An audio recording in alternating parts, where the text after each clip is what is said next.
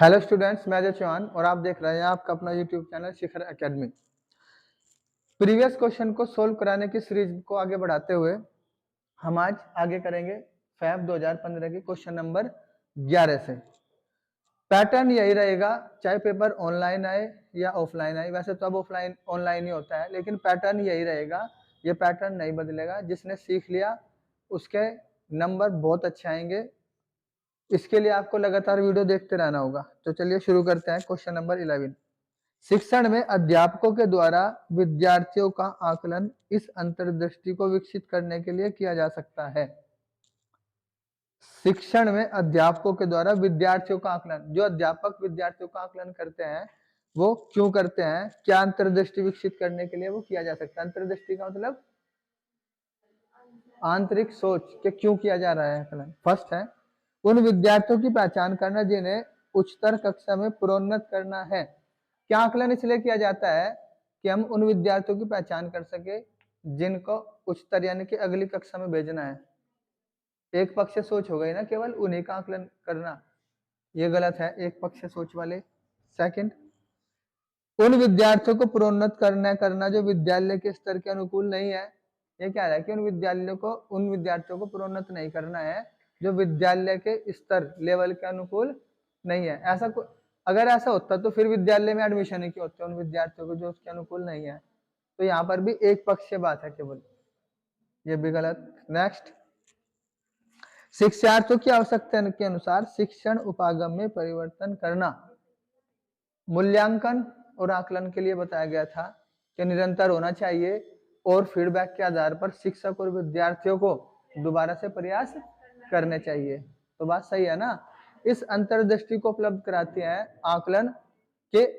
देखो, जैसे आपकी क्लास में कुछ बच्चे हैं, 100 बच्चे मान लो कि आपकी क्लास में है, इन 100 में से 70 सीख पाए और 30 नहीं सीख पाए।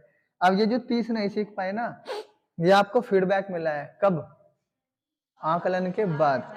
ठीक है, अब ये 30 विद्यार्थी अगर नहीं सीख पाए हैं तो इसका मतलब क्या है कि आपको अपने शिक्षण विधि बदलने की जरूरत है ताकि ये भी सीख पाए। यही अब क्या रहा है, ये थर्ड वाला ऑप्शन के उन शिक्षार्थियों की आवश्यकताओं के अनुसार शिक्षण उपागम का मतलब विधि में परिवर्तन करना। क्योंकि अगर विधि में परिवर्तन करेंगे और दूसरी विधि अप्लाई करेंगे तो ये 30 भी सीख जाएंगे। क्या बात समझ में आई। तो ये हो सकता है, ये वाला ऑप्शन हो सकता है। नेक्स्ट, कक्षा में प्रतिभाशाली और कमजोर विद्यार्थियों के समूह बनाना। कई बार आपको बताया है कभी भी विद्यार्थियों के ऐसे समूह नहीं बनाने जो एक को निम्नतर दिखाएं और दूसरे को उच्चतर दिखाएं। ऐसे ऑप्शन भी गलत होंगे। तो ऑप्शन हमारा थर्ड सही है। क्या आप समझ पाए। Next, question number 12। अधिगम अनुभवों को इस प्रकार से आयोजित किया जाना चाहिए जिससे अधिगम को सार्थक बनाया जा सके। नीचे दिए गए अधिगम अनुभवों में से कौन सा बच्चों के सार्थक अधिगम को सुगम नहीं बनाता। सार्थक यानी कि बच्चों के जो फेवर में नहीं है। क्वेश्चन समझो, आप ऐसी शिक्षण विधि या ऐसा एनवायरनमेंट तैयार करेंगे जिससे बच्चे आसानी से सीख पाए। अब इसमें से 3 ऑप्शन ऐसे हैं जिससे बच्चे आसानी से नहीं सीख पाएंगे। नेगेटिव क्वेश्चन है, नेगेटिव में वही हमारा आंसर होगा। वीडियो को पॉज करिए और आंसर दीजिए। चलिए, देख लिया होगा सबने। अब देखो, फर्स्ट ऑप्शन है विषय वस्तु की केवल याद करने के आधार पर पुनरावृत्ति। याद करने वाले, पुनरावृत्ति वाले ऐसे ऑप्शन हमेशा गलत थे, आपके नोट्स में लिखा है। विषय वस्तु पर प्रश्न बनाना, ये तो होना चाहिए। बच्चों से विषय वस्तु पर प्रश्न बनवाने चाहिए ताकि उनका बौद्धिक विकास हो सके। सही है। फिर है प्रकरण पर परिचर्चा और वाद विवाद। प्रकरण मतलब टॉपिक, टॉपिक पर जितना बच्चे वाद विवाद करेंगे, चर्चा करेंगे, उतना ही ज्यादा वो सीखेंगे। ठीक है, तो ये भी होना चाहिए। फिर है प्रकरण पर प्रस्तुतिकरण। प्रस्तुतिकरण का मतलब है जो बच्चे टॉपिक को समझे हैं उस पर या तो उनसे क्वेश्चन पुट अप करें, वो अपना प्रस्तुतिकरण दे मौखिक रूप से, या फिर अगर कोई ऐसा टॉपिक है जिसपे हम एक्टिविटी भी करवा सकते हैं तो उनकी एक्टिविटी करना ही क्या होगा, उनका प्रस्तुतिकरण। बात समझे। तो ये होना चाहिए या नहीं होना चाहिए, तो ये भी सही है। ये गलत है, नेगेटिव क्वेश्चन था, जो गलत वाला है वही हमारा आंसर है। समझ पाए। Next, 13 question. बच्चों को शाब्दिक या गैर शाब्दिक दंड देने का परिणाम होता है। समझो, पहले क्वेश्चन समझो, शाब्दिक और गैर शाब्दिक दंड का मतलब क्या है। यहाँ पर शाब्दिक का मतलब है धमकाना शब्दों के माध्यम से, तो धमकाएंगे तो शब्दों के माध्यम से ही। और गैर शाब्दिक का मतलब है मुर्गा बना के डंडे बजाना। समझ गए शाब्दिक और गैर शाब्दिक का क्या अर्थ है। तो गैर शाब्दिक और गैर शाब्दिक दंड देने का परिणाम क्या होगा इन चार ऑप्शन में से। फर्स्ट है उन्हें कार्य करने के लिए प्रेरित करना। हो सकता क्यों, मैंने आपको एग्जांपल दिया था ना, एक बच्चे के 10 में से 8 क्वेश्चन आते हैं, वो 8 नंबर आते हैं कि 10 में से 5 नंबर। जिसके 8 आते थे उसके 5 आने लगे, जिसके 5 आते थे उसके 8 आने लगे। तो इसे धमकाएंगे नहीं जिसके कम आए, तो जब धमकाने के बाद ही तो मोटिवेट होगा वो। समझे हैं। लेकिन हमें चारों ऑप्शन पढ़ने हैं, ये हो भी सकता है नहीं भी हो सकता है।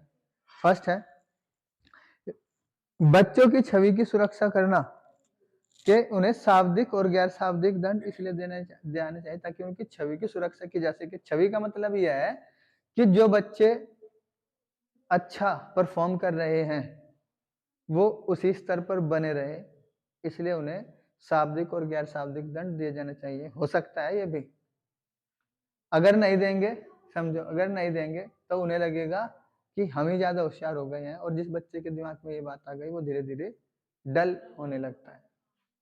ये भी हो सकता है। नेक्स्ट, अंकों में सुधार करना। अंक वाले हमेशा गलत होंगे, हम इसलिए नहीं पढ़ाते बच्चों को, इसलिए दंड नहीं देते। केवल अंकों में सुधार करना है। अंक तो वो रट के भी ला सकता है ना, या अंक वो नकल करके भी ला सकता है, यह गलत। उनकी स्वयं के प्रति अवधारणा को नष्ट करना। अब ये ऑप्शन आते हैं, ये वाला भी गलत और ये वाला भी गलत। उनकी स्वयं के प्रति उनकी अवधारणा को नष्ट करने के लिए ही हम बच्चों को शाब्दिक या शाब्दिक दंड देते हैं। अब इस ऑप्शन का क्या मतलब है ये समझ लो। फोर्थ वाले का स्वयं के प्रति अवधारणा का मतलब है एक बच्चे को कहीं ना कहीं ये लगता है कि मैं इस काम को नहीं कर पाऊंगा। समझ में आया कि मैं इस काम को नहीं कर पाऊंगा। उनकी इस वाली अवधारणा को नष्ट करने के लिए कि जो उनके दिमाग में ये बात बैठ गई है, हम उन्हें धमकाएंगे, चल कर इस काम को। समझ में आया। अब जब ये लगेगा कि सर पे पड़ी गई अब तो करना ही पड़ेगा, तब वो सीखने की कोशिश करेंगे। समझ में आया। और जब वो सीखने की कोशिश करेंगे तब वो उसी चीज में परफेक्शन उनके अंदर आता चला जाएगा। और यही तो चाहिए ना कि वो उस चीज को सीखते चले जाए।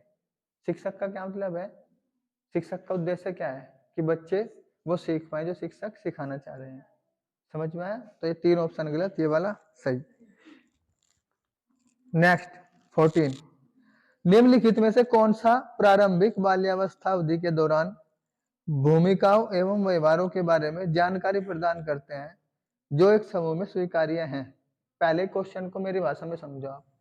ये कहना चाह रहा है कि इन चार ऑप्शन में से कौन सा बेस्ट है जो बाल्यावस्था के दौरान बच्चे के बारे में सही जानकारी देता है। बात समझे हैं। जो बाल्यावस्था में बच्चे के बारे में सही जानकारी देता है, ऐसा इनमें से कौन सा सबसे बेस्ट ऑप्शन है। क्वेश्चन पढ़ो और ये बताओ कि यही कह रहा है या नहीं कह रहा है जो मैं बता रहा हूं आपको।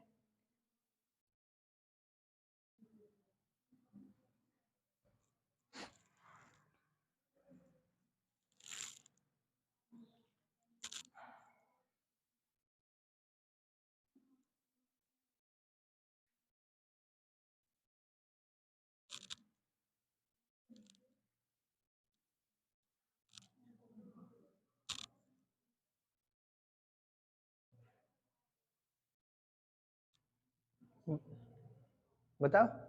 देखो, फर्स्ट है इसका भाई बहन और अध्यापक। ये कहना चाह रहा है कि भाई बहन और अध्यापक बच्चे के बारे में सही जानकारी देते हैं। क्या ऐसा पॉसिबल है कि भाई बहन और अध्यापक है ना। हाँ, यहाँ अध्यापक तो सही है लेकिन यहाँ भाई बहन गलत है, क्योंकि भाई बहन तो अपने भाई बहन के बारे में अच्छे ही बताएंगे चाहे वो भले ही गलत हो। बात समझे हैं। हाँ, तो ये गलत है। अब भाई बहन जहाँ पर भी है वो गलत है। माता पिता और भाई बहन, फोर्थ वाला जो ऑप्शन है ये भी गलत है, फोर्थ वाला भी। अब दूसरा और तीसरा देखो, अध्यापक और साथी। ये कह रहा है कि दौरान मुख्य उन भूमिकाओं के बाल्यावस्था के दौरान अध्यापक और साथी। ये हो सकता है, समझो, अध्यापक सही जानकारी उपलब्ध कराएंगे बच्चे के बारे में, किस विषय में वो डल है, किस विषय में वो अच्छा है, किस विषय में नहीं है। साथी यानी कि उसके जो क्लासमेट होंगे या मोहल्ले पड़ोस के साथी होंगे, वो भी सही जानकारी देंगे, ना कि गलत, क्योंकि उन्हें भी कोई मतलब नहीं है इस चीज से। वो जो बताएंगे उसके बारे में बिल्कुल सही बताएंगे। तो सेकंड ऑप्शन हो सकता है। अब थर्ड देखो, साथी और माता पिता। माता पिता के लिए तो सारे लाल ही हैं अपने, ये बेस्ट ऑप्शन होना चाहिए इसमें। फोर्थ, माता पिता और भाई बहन।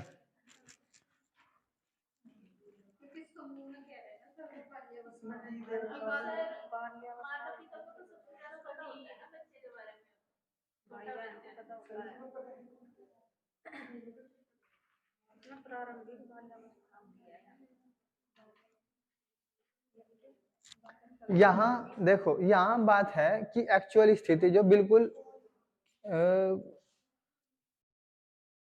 नॉन फेवरिंग, यानी कि जिसमें फेवर ना लिया जाए, समझो ना इस चीज को, जिसमें फेवर ना लिया जाए, ऐसी स्थिति के बारे में एक्चुअल जो बच्चे के बारे में बताएगा वो कौन बताएगा? या तो अध्यापक बताएंगे या फिर उसके साथी बताएंगे। समझ में आया? लेकिन माता पिता और भाई बहन तो क्या फेवर वाली चीजें बताएंगे, नहीं तो वो नहीं बताएंगे। मेरी बात समझे? ये जरूरी नहीं है कि इसमें सही हो, जो आंसर की दी गई है उसमें सही हो। अभी सोचो ना इस बात को, मैं तर्क दे रहा हूँ, ऐसा क्यों है? अध्यापक जो बताएंगे वो बिल्कुल करेक्ट बताएंगे, उन्हें इस चीज से मतलब नहीं है कि बच्चा क्या सोचेगा क्या नहीं सोचेगा। साथी जो बताएंगे वो भी बिल्कुल करेक्ट बताएंगे। बताते नहीं है कि वहां बीड़ी पी रहा था ये,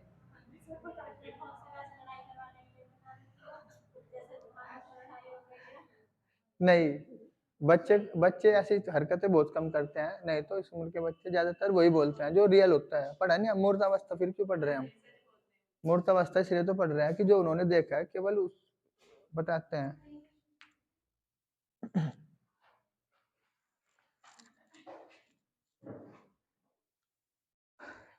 प्रारंभिक बाल्यावस्था 6, ये समझ लो कि 6 और 7 साल का जो बच्चा होता है वो।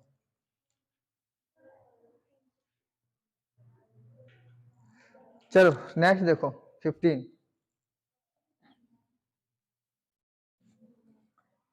विद्यार्थियों को स्वच्छता के लिए प्रेरित करने हेतु उन्हें, हाँ जी,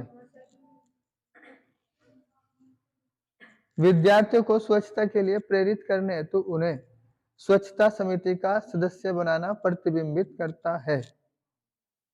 स्वच्छता के लिए प्रेरित करना है और उन्हें स्वच्छता समिति का सदस्य बना दिया गया है। तो ये किस चीज को प्रतिबिंबित का मतलब है, किस चीज का इंडिकेशन है, क्यों बनाया है उन्हें सदस्य? पहला, प्रेरणा की सामाजिक सांस्कृतिक संकल्पनाएं हो सकता है, प्रेरणा की व्यवहारवादी उपागम। पहले का मतलब देखो, प्रेरणा की सामाजिक सांस्कृतिक संकल्पनाएं का मतलब है जो सफाई वगैरह है, ये चीजें हमारी सामाजिक और संस्कृति का हिस्सा है हमारी। संकल्पनाएं का मतलब कॉन्सेप्ट। अभी समझो, जैसे एक बच्चा क्लास में बहुत ज्यादा शोर करता है ना, बहुत ज्यादा शोर करता है, बहुत ज्यादा, तो आपने क्या किया, उसे ही मॉनिटर बना दिया। अब वो खुद भी चुप रहेगा और दूसरों को भी चुप रखेगा। समझ गए? क्यों? क्योंकि उसके ऊपर जिम्मेदारी आ गई। यही कह रहा है ये ऑप्शन फर्स्ट, कि प्रेरणा की सामाजिक सांस्कृतिक संकल्पनाएं का ये मतलब है कि अगर आप युवाओं को इस चीज के अंदर ले लेते हैं, भाई एक बात बताओ, आप ही देखो जरा, कुछ भी खाया और फेंक दिया, होता है ना कई बार तो मैंने क्लास में ही बोला है आपको। लेकिन अगर आपको ही समिति का सदस्य बना दिया जाए तो आप खुद भी सफाई रखेंगे और दूसरों को भी बताएंगे कि नहीं ऐसा नहीं करना। समझ में आया? तो यही है कि प्रेरणा की सामाजिक सांस्कृतिक संकल्पनाएं का मतलब ये एक समाज और संस्कृति का कॉन्सेप्ट है। प्रेरणा की व्यवहारवादी उपागम, प्रेरणा का व्यवहारवादी उपागम ये भी हो सकता है, यानी कि ये भी हो सकता है फर्स्ट भी और सेकंड भी, लेकिन हमें सारे ऑप्शन पढ़ने हैं। प्रेरणा का मानवतावादी उपागम, मानवतावादी एक इमोशंस है, तो इमोशन से यहाँ कोई मतलब नहीं है क्योंकि चीज प्रैक्टिकली है। थर्ड, प्रेरणा का संज्ञानात्मक उपागम यानी कि कॉन्सेप्चुअल। हो सकता था लेकिन ये गलत है क्योंकि एक चीज की बात है इसमें। लेकिन जो फर्स्ट ऑप्शन है उसमें सामाजिक और संस्कृति है, ये हमारे है ना, समाज और संस्कृति में वो सारी चीजें आ जाएंगी। ठीक है, तो फर्स्ट वही अभिसारी और अपसारी चिंतन। जो फर्स्ट ऑप्शन है वो अपसारी चिंतन पे आधारित है और बाकी सारे अभिसारी चिंतन पर आधारित है, इसलिए फर्स्ट ऑप्शन हमारा बेस्ट, ये भी गलत।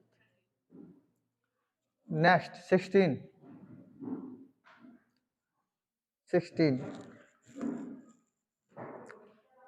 निम्नलिखित में से कौन सा आयु समूह परवर्ती बाल्यावस्था श्रेणी के अंतर्गत आता है? देखो, परवर्ती का क्या मतलब है यहाँ पर? एक होता है पूर्ववर्ती, एक होता है परवर्ती। परवर्ती का मतलब है बाद वाला, बाद वाले को हम उत्तर भी कहते हैं, उत्तरवर्ती। तो बाल्यावस्था कह रहा है कि आयु समूह परवर्ती बाल्यावस्था की श्रेणी के अंतर्गत आता है, यानी कि बाद वाली। तो 11 से 18 तो यहाँ गलत हो जाएगा, फर्स्ट ऑप्शन तो गलत, क्योंकि 11 से 18 तो कौन सा है? किशोर अवस्था। ये कह रहा है बाल्यावस्था। 18 से 24 ये भी गलत। तीसरा भी गलत क्योंकि 6 वर्ष शैशवावस्था होता है, 6 से 11 यह है परवर्ती। अब 6 से 11 तो उसने सारा ही दे दिया, इसमें ना उत्तरवर्ती छोड़ा, ना पूर्ववर्ती छोड़ा, ना मध्यवर्ती छोड़ा। क्या आप समझ पाए? हाँ। 17 आर्जव तर्क देता है कि भाषा विकास व्यक्ति की नैसर्गिक प्रवृत्ति से प्रभावित होता है, जबकि सोनाली महसूस करती है कि यह परिवेश से प्रभावित होता है। आर्जव और सोनाली के बीच चर्चा किस विषय पर आधारित है? क्वेश्चन सबको समझ आया? हाँ, वही वही। देखो, नैसर्गिक का मतलब होता है प्राकृतिक। हाँ, नैसर्गिक का मतलब प्राकृतिक। अब वो कह रहा है कि एक कह रहा है कि प्रकृति पे आधारित होता है, एक कह रहा है पर्यावरण पे आधारित होता है। तो ये वाली जो चीज है, ये वाली जो बहस है उनकी, ये किस चीज पे, किस विषय में है, ये वो जानना चाह रहा है। अब आंसर बताओ, आंसर बताओ जरा। हाँ, बात समझे हैं? जब बहस हो रही है इन्वायरमेंट पे और जीन जो है हमारे उन पर, तो दोनों की बहस के अनुसार ही हमें आंसर छांटना है। पहला ऑप्शन था चुनौतीपूर्ण और संवेदनशील भावना, ये तो गलत। स्थिरता और अस्थिरता ऐसी भी कोई बात नहीं हुई है। सतत और असतत पर भी कोई बात नहीं हुई है। उसने डायरेक्ट दिया है प्रकृति और पालन पोषण। नेक्स्ट देखो 18 अध्यापिका ने ध्यान दिया कि पुष्पाराज अध्यापिका ने ध्यान दिया कि पुष्पा अपने आप किसी एक समस्या का समाधान नहीं कर सकती। सिचुएशन समझना, अपने आप किसी एक समस्या का समाधान वो नहीं कर सकती, फिर भी वह एक वयस्क या साथी के मार्गदर्शन की उपस्थिति में ऐसा करती है। इस मार्गदर्शन को क्या कहा जाएगा? ऐसा क्वेश्चन पहले भी आया था और 4 ऑप्शन मैंने आपको बिल्कुल एक एक ऑप्शन का पोस्टमार्टम करके बताया था, समझो। उसने कहा कि वयस्क या साथी के मार्गदर्शन में प्रॉब्लम को सोल्व करती है। वयस्क का क्या मतलब है? अपने ही क्लासमेट के साथ बैठ के, बात समझे हैं? वयस्क का मतलब है अपने ही क्लासमेट के साथ बैठ के। अगर अपने ही क्लासमेट कोई आपकी हेल्प करता है, आपका ही क्लासमेट, तो उसे क्या कहेंगे? सहयोग। समझ में आया? उसे क्या कहेंगे हम? सहयोग। अब सहयोग से संबंधित ऑप्शन छांटना था इसमें, कौन सा? सहारा देना। क्या बात समझ में आई? पार्श्वकरण का मतलब है कि फ्रंट पे, पार्श्व गायक ने सुना? पार्श्व गायक कौन होते हैं? जो मेन सिंगर होता है उसे कहते हैं पार्श्व गायक, प्लेबैक सिंगर इंग्लिश में। अब यहाँ पर क्या है कि जो हेल्प कर रहा है, जो हेल्प कर रहा है वो पार्श्व तो नहीं है ना, पार्श्व तो वो है जिसे काम करना है, वो तो हेल्प ले रही है बस उसकी, तो ये गलत है। फिर है पूर्व क्रियात्मक चिंतन। चिंतन का मतलब नहीं है यहाँ पर, क्योंकि यहाँ पर एक्टिविटी की बात है, ये गलत। संयुक्त विकास क्षेत्र तब होता जब शिक्षक हेल्प करते हैं। समझ में आया? अब 3 ऑप्शन हमने काट दिए, एक बचा वो हमारा आंसर। सहारा देना। जब एक ही क्लास के बच्चे अपने ही क्लास के बच्चों को पढ़ाएं या हेल्प करें तो उसे कहेंगे सहारा देना। नेक्स्ट 19, अध्यापिका ने कमेटी के प्रधान को सभापति के स्थान पर सभाध्यक्ष लिखा, यह संकेत करता है क्या? अब मुझे एक बात बताओ, पति मेल है कि फीमेल है? हाँ, ये है मेल, लेकिन ये जो सभाध्यक्ष है ये मेल और फीमेल दोनों के लिए यूज होता है, समझ में आया? लेकिन जो पति शब्द है ये हमेशा मेल के लिए ही यूज होगा। तो उसने सभापति के स्थान पर सभाध्यक्ष कहा, तो यह किस चीज को इंडिकेट करता है ये वो जानना चाह रहा है। फर्स्ट, एक अधिक उपयुक्त पारिभाषिक शब्द का पालन करती है। अधिक उपयुक्त पारिभाषिक शब्द का पालन भाषा का अच्छा अधिकार रखती है। अच्छा अधिकार रखे न रखे हमें क्या मतलब है इस चीज से, समझ में आया? अगर वो भाषा का अच्छा अधिकार रखती है या नहीं रखती है इससे मतलब नहीं है, उसने पूछा है केवल उन दो वर्ड के बारे में। ठीक है, तो पहला गलत, दूसरा गलत। फिर है, एक लिंग मुक्त भाषा का प्रयोग कर रही है। सभाध्यक्ष क्या है कि उसने ना मेल की बात की ना फीमेल की बात की, लिंग मुक्त भाषा का प्रयोग कर रही है, जबकि सभापति में मेल की तरफ की बात होती। लिंग पूर्वाग्रह से ग्रस्त है। पूर्वाग्रह से ग्रस्त तब होता है इसमें जब सिचुएशन एक तरफ झुकी हुई होती है, या तो मेल की तरफ या फीमेल की तरफ, लेकिन ऐसी तो कोई सिचुएशन नहीं है, तो पूर्वाग्रह की यहाँ पर कोई बात नहीं है, इसलिए ये गलत, ये सही।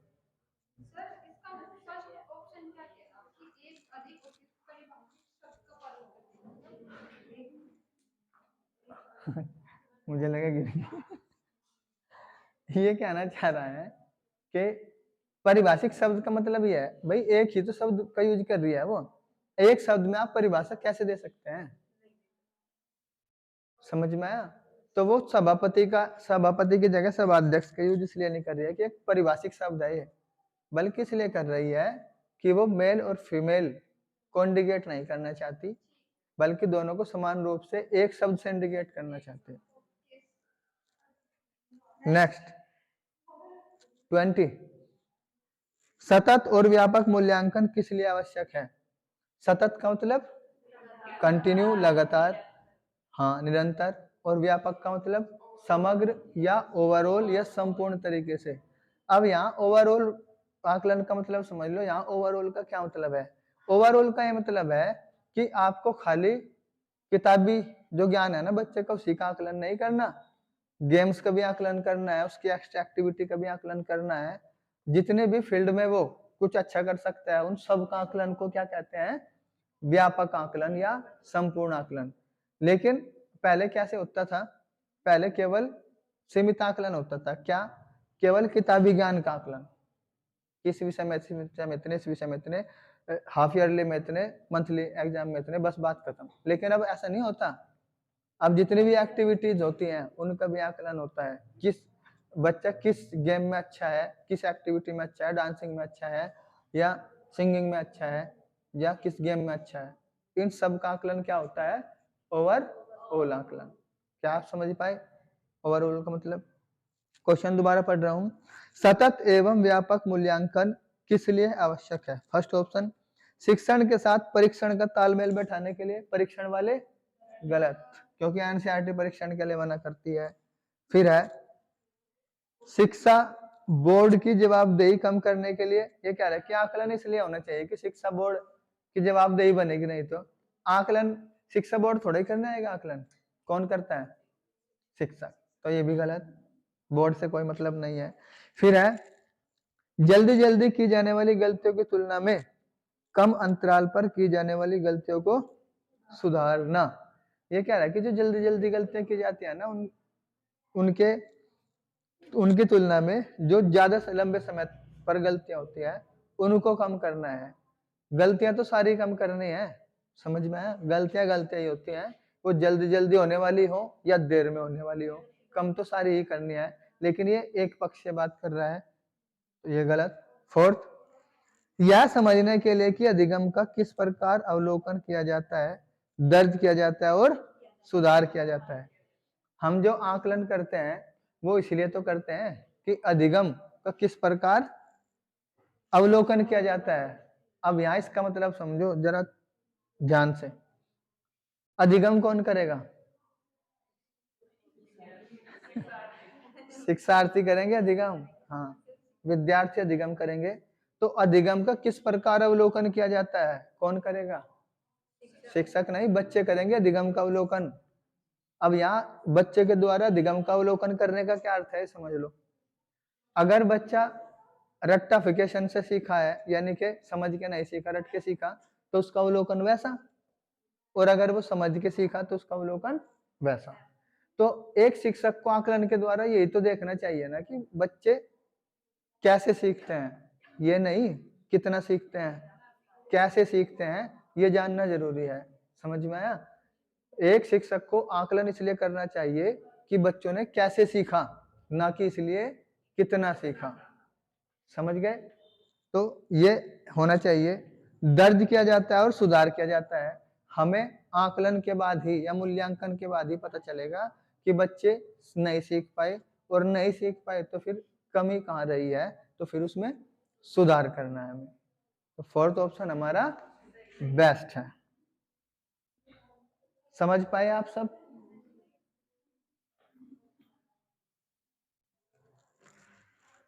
नेक्स्ट 21, लॉरेंस कोलबर्ग के सिद्धांत में कौन सा स्तर नैतिकता की अनुपस्थिति को सही अर्थ में सूचित करता है? नैतिकता की अनुपस्थिति आपके नोट्स में लिखा है, जो थ्योरी आपको पढ़ाई गई थी उसमें किस वाले पोर्शन में नैतिकता नहीं थी? कोलबर्ग के 3 चरण थे। पहला चरण था पूर्व परंपरागत, दूसरा चरण था परंपरागत, और तीसरा चरण था उत्तर परंपरागत। पहले चरण में हम दंड या पुरस्कार से कार्य कराते हैं, और जब हम दंड या पुरस्कार से कार्य कराएंगे तो उसमें नैतिकता नहीं होगी। अब बताओ आंसर। ऑप्शन नंबर 3, स्तर फर्स्ट। समझ गए? स्तर फर्स्ट। आप 4 क्यों बता रहे हैं रोशनारा जी?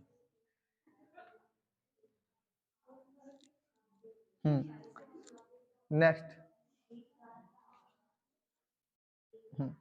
22 देखो।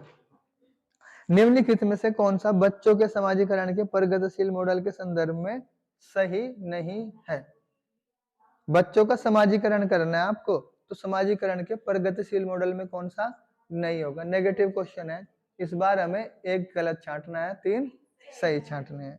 फर्स्ट, समूह कार्य में सक्रिय भागीदारी तथा सामाजिक कौशल को सीखना, ये तो सही बात है ना। देखो, समाजीकरण बच्चे के अंदर कब आएगा? जब मिलेगा जुलेगा, एक दूसरे के साथ बात करेंगे, इस समाज को जानेंगे, है ना। मिलजुल कर कार्य करना ही तो समाजीकरण होता है। यही फर्स्ट ऑप्शन कह रहा है कि मिलजुल कर कार्य करना है, तो इससे होगा समाजीकरण इससे। फिर है सेकंड, बच्चे विद्यालय में बताई गई बातों को स्वीकार करते हैं चाहे उनकी सामाजिक पृष्ठभूमि कुछ भी हो। यह कह रहा है कि बच्चे विद्यालय में बताई गई सारी चीजों को स्वीकार करते हैं चाहे उनकी पृष्ठभूमि कुछ भी हो। क्या इससे समाजीकरण होता है? ये गलत है ऑप्शन। क्यों गलत है, समझ लो। अगर बच्चे सारी चीजों को हुबहू वैसे ही स्वीकार कर लेते हैं जो विद्यालय में बताई गई हैं, तो इसका मतलब यह है कि बच्चों का मानसिक विकास नहीं हुआ, बस वो करते हैं जो उन्हें बताया गया है। वर्तमान में जो सिचुएशन चल रही है उसके अकॉर्डिंग तो जितने भी आर्य समाज वाले विद्यालय हैं या हिंदूवादी विद्यालय हैं, उनमें फिर जो क्रिसमस डे है वो नहीं मनना चाहिए, ईद है वो नहीं मननी चाहिए, उसके बारे में बताना भी नहीं चाहिए, है ना। या जो मदरसे हैं उनमें दीपावली के बारे में नहीं बताना चाहिए, होली के बारे में नहीं बताना चाहिए, क्योंकि वो अपनी तरफ की बात करेंगे ना। और फिर बच्चों को वैसे ही स्वीकार करना चाहिए। जैसे हर स्कूल में हिंदू मुसलमान सब पढ़ते हैं एक साथ, तो इसका मतलब तो यह है कि जो विद्यालय सिखा रहा है अपने धार्मिक रूल रेगुलेशन के अकॉर्डिंग, तो बच्चों को वही स्वीकार कर लेना चाहिए, चाहे वो कुछ मतलब किसी भी पृष्ठभूमि से आते हो। कैसा है? स्वीकार क्या करना चाहिए? जो सार्वभौमिकता है उसे स्वीकार करना चाहिए। मेरी बात समझे? ये ऑप्शन क्यों गलत है? तो अगर बच्चे वैसा का वैसा ही स्वीकार कर लेते हैं तो इसका मतलब बच्चों का मानसिक विकास हुआ ही नहीं है। क्लियर? कई बार विद्यालय, हो सकता है कि विद्यालय कुछ चीजों को गलत तरीके से पेश कर रहा हो बच्चों के सामने, होता है ना कई बार, तो क्या बच्चों को वो स्वीकार कर लेना चाहिए? ये ऑप्शन तो यही कह रहा है ना, ये ऑप्शन गलत। कक्षा में प्रजातंत्र के लिए स्थान होना चाहिए, सही बात है। अगर बच्चे स्वतंत्र महसूस नहीं करेंगे तो अपनी बात को कहेंगे कैसे, और जब अपनी बात को नहीं कह पाएंगे तो सीखेंगे कैसे, और जब अपनी बात को नहीं कह पाएंगे तो शिक्षक को कैसे पता चलेगा कि बच्चे का कॉन्सेप्ट ये है, ये का मतलब सही है या फिर गलत है। तो प्रजातंत्र होना चाहिए, नहीं होना चाहिए? होना चाहिए, ताकि बच्चे का समाजीकरण हो सके। नेक्स्ट, समाजीकरण सामाजिक नियमों का अधिग्रहण है, सही बात है। समाजीकरण सामाजिक नियमों का अधिग्रहण है। सामाजिक नियम क्या कहते हैं हमारे? अधिग्रहण का, ग्रहण का मतलब ग्रहण, अधिग्रहण का मतलब भी ग्रहण, है ना। देखो सामाजिक नियम क्या कहते हैं हमारे, कि जो लड़की है ना शादी करके वही जाएगी लड़के के घर, लड़का नहीं जाएगा शादी करके लड़की के घर। अगर जाते हैं तो एक अलग नजर से देखे जाते हैं फिर। तो नियम क्या, ये तो सामाजिक नियम है जिनका हम अधिग्रहण करते हैं। और भी बहुत सारी चीजें समाज के अंदर ऐसी हैं, अगर हम उन नियमों से हटके कार्य करते हैं तो क्या कहते हैं फिर, यार ये सामाजिक बंधन ही है। समझ में आया? ये सामाजिक बंधन नहीं है, क्योंकि वो समाज के नियमों से हटके कार्य करता है। तो सामाजिक नियमों का अधिग्रहण करना ये तो सामाजिकरण हुआ। तो ये भी है, ये भी सही बात है। तो हमारा आंसर ये सेकंड, ठीक है। तो बस आज के लिए इस वीडियो में इतना ही रखते हैं। आशा है कि आपको अच्छे से समझ आई होंगी सारी चीजें। अगर कोई चीजें समझ में नहीं आई है तो आप वीडियो को दोबारा देख लीजिए। Okay class, thank you.